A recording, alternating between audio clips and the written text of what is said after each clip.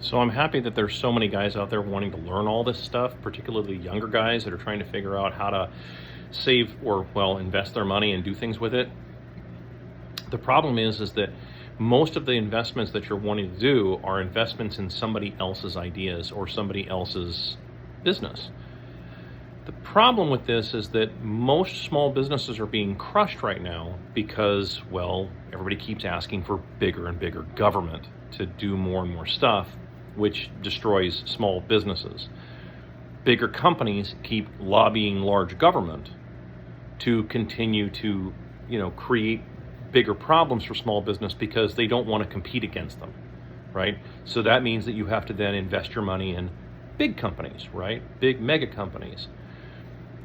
You end up giving these companies more money than they deserve. And I don't use the word deserve very often, but in this case, you're giving them far more money than they deserve and that they should be using. And they just keep growing their companies to the point where they can't grow anymore, which is where we're at now. And I've been doing this a long time. And so this is many decades of experience talking here.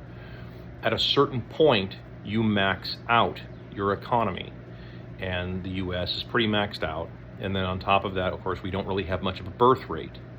So the question comes naturally is like, okay, well, but if we don't put our money in this or that, then how do we make a return?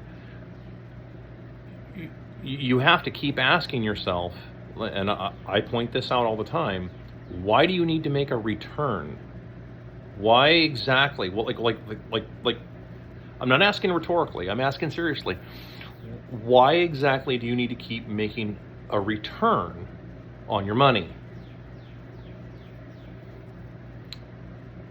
For most people, the answer is, well, because I have to. Why?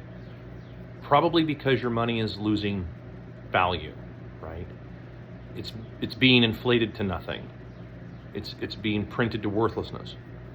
So you can't save your money, right? Because it'll lose value. So you have to constantly be making money so that you don't lose money. That's the problem. That's the problem right there. Why not fix that problem first, where maybe you're not printing money to worthlessness? Maybe you're not, for the people on the left, maybe a bunch of so-called free shit isn't gonna work because there's no such thing as free in this world. It doesn't exist. Maybe on the right, you guys stop with all wanting to have all kinds of prisons built and create every crazy ass law in the world to make everybody a criminal for everything because they're people. You see the problem with all of this? Human desires are infinite.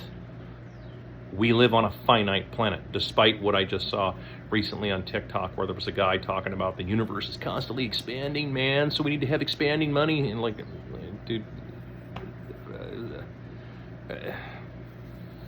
I don't really have any respect for that opinion, because it's just, so I can't even say with all due respect, because I don't have any real respect for it. Like, dude, come on. We live on a finite planet. Yes, we live in the universe, but we are not infinite beings in the universe. We are finite beings on a finite planet. So when I see a lot of this stuff roll across TikTok, and I know there's a lot of young people out there that are you're trying to figure this out. I have like piles of videos of me trying to explain this shit to you, that nothing is free and your money is losing value. It's losing value at a rapid pace, and it's because of all of this shit that has been going on for the last, 60 years. Well, really going back, 110 years now, 111 years now. Okay, back to 1913, when the currency became just a paper nonsense currency, right? And the idea was that, well, we'd have the lender of last resort, which is the Federal Reserve. There shouldn't have been a lender of last resort. There should never have been a lender of last resort. Why would you want a lender of last resort? Well, because people lost everything they were supposed to. I know that nobody wants to hear that, but it's the truth. They were supposed to lose all that money. That's why financial education is so important.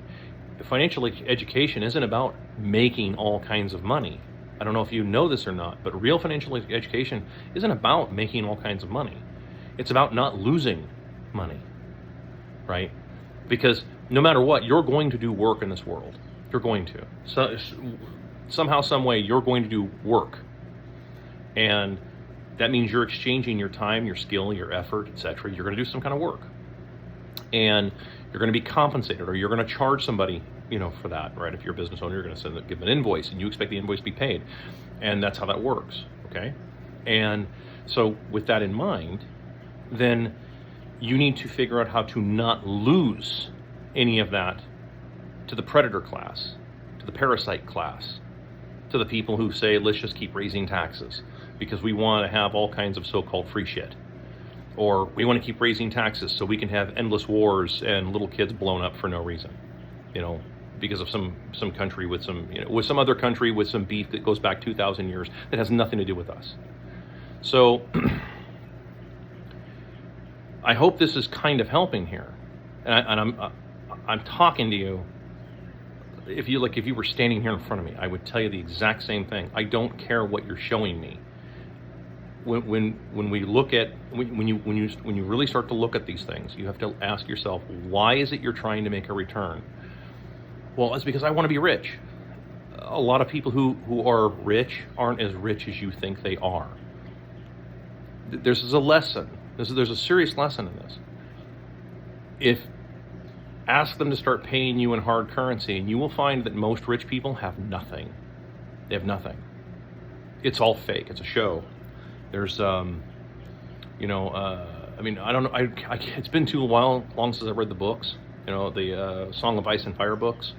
But in the TV show Game of Thrones, we're all familiar with that.